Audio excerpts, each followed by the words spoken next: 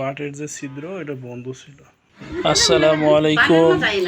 এই গাভীটি বাচ্চা দেওয়ার পরে গাভীটির বাট দিয়ে দুধ আসতেছিল না। তেমত অবস্থায় একদিন পরে খামারি আমাদের সাথে যোগাযোগ করলে আমরা গিয়ে দেখি যে গাভীটির টিথ ক্যানাল অর্থাৎ বাটের ছিদ্র বন্ধ হয়ে আছে।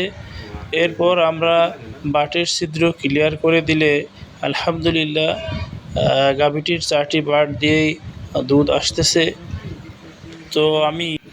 তো আমি খামারি ভাইদেরকে বলবো, যদি আপনাদের কারো গাভীর এরকম সমস্যার তৈরি হয় তাহলে আপনারা দ্রুত অতি সত্বর একজন রেজিস্টার্ড ভেটেরিনারি ডাক্তারের শরণাপন্ন হবেন। তাহলেই আশা করি ইনশাআল্লাহ আপনারা সঠিক পরামর্শ ও চিকিৎসা পাবেন।